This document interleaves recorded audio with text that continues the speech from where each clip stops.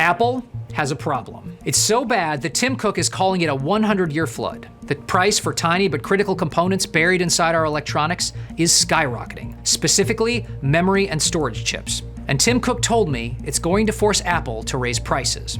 I spoke with the outgoing Apple CEO in an exclusive interview about the company's plan to adjust to this new reality. Cook told me that the company's planned price increases are unavoidable, and while Apple has tried to mitigate increased costs, the situation, he said, has become unsustainable.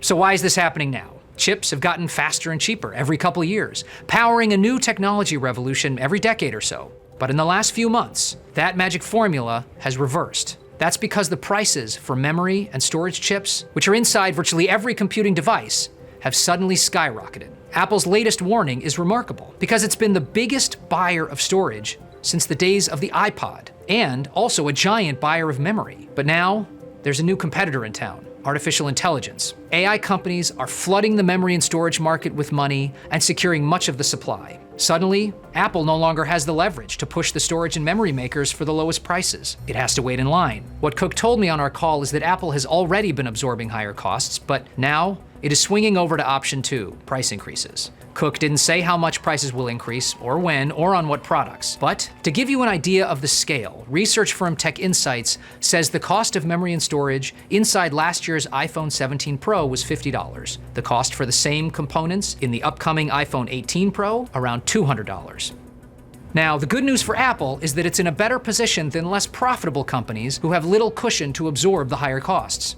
Other companies are saying this is worse than tariffs, worse than the chip shortage during the pandemic. So this isn't just an Apple story. It's a tax on basically everything with memory and storage chips. And few consumers realize this wave is coming. Price anchoring is when companies show you a large price first so that their real price seems like a bargain, and nobody did this better than Steve Jobs. You see, in 2010, Steve Jobs gets on stage to announce the iPad, and he just puts a price behind him. $999. And he just leaves it there while he keeps talking, and he lets the crowd sit with that number. And then after a few minutes, he says, "I am thrilled to tell you that the iPad pricing will not start at $999. The price crashes on the screen, and then he says, "It'll start at $499. And the crowd literally erupted. It was as if they just won the lottery or something. But here's the thing. The price of the iPad was always going to be $499. The $999 was literally just a number he threw out there so that people felt like $499 was a good deal. And it ended up working. Apple sold 40 million iPads. And this concept works especially well when people don't have a frame of reference for how much something should cost. For example, this company had a bread maker that was $279 and no one was really buying it because no one knows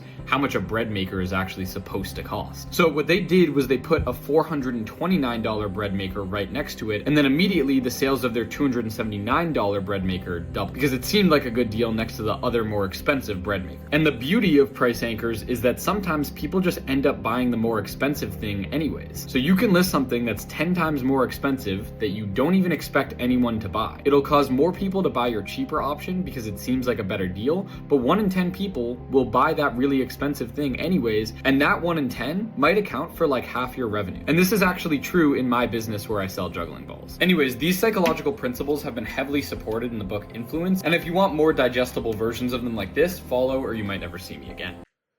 This is a sad situation for the Apple users. I feel sorry for all the Apple users out there, including me, because I'm an Apple iPhone user. And this is crazy because it's like one thing after another. And they're talking about the storage price going to increase sooner than later. And that's the strange part, because just when we thought it couldn't get any worse, here comes something else. What's next? And that's the crazy part. And like how the video was explaining, they do a lot of price anchoring to situations and certain costs because the average consumer don't know what something is worth. And that's the crazy thing. And can you imagine how many companies do that? Not just speaking about Apple. I know we're talking about Apple, but just in general. Because they know the average consumer don't know the worth of anything. because they don't take the time to just do their research and look for it. And that's the scary part, because who knows? We could have been getting cheated the whole time. And I know a lot of people are still going to buy an iPhone, and they still going to need iCloud storage data. And it's just getting sad. And watch, they're going to start making it faster for you to run out of space so you can get the iCloud storage or buy another phone. And iPhones are expensive as it is. You can't even get a good iPhone for under $1,000. You'll probably have to get an old iPhone. And it's still going to be a nice amount for an old phone. And that's the scary part. It's like they really do not care about the consumer. And a lot of people still got their old iPhones, like iPhone 11, iPhone 12, iPhone 13. And I don't know what's the future for Apple products, because Apple make a lot of products. Apple Watches, iPads, and a lot of people have iPads. I know my relatives have iPads. I don't own an iPad. I might get an iPad. Let me know if you own an iPad, and how do you feel about these all of a sudden price increases? It's always something, you know? It's like soon as they act like we're gonna get ahead, they bring us back down. And it's always a shortage in something. They've been saying it's a shortage in something since 2020. It's starting to sound like a lot to me, in my opinion. Let me know how y'all feel about that.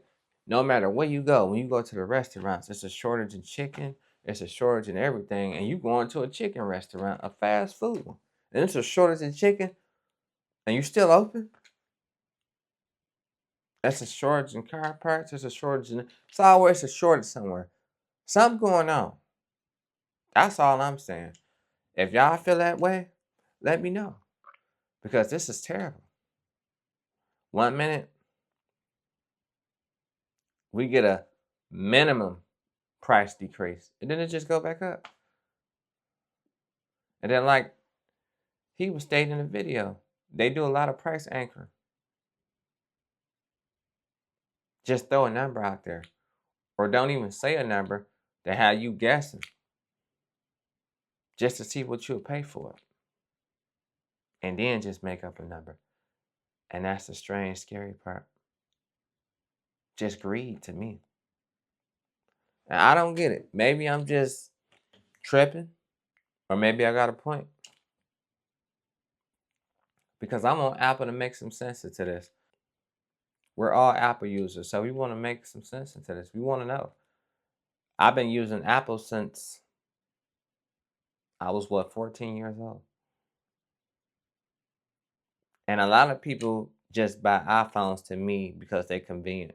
A lot of people like Androids. I ain't never had an Android before. But I think pretty much people buy iPhones now because of the convenience. They're more comfortable using iPhones. So let me know how y'all feel about this situation, because it's getting scary. Leave it in the comments, and I'm going to see y'all on the next one. Peace.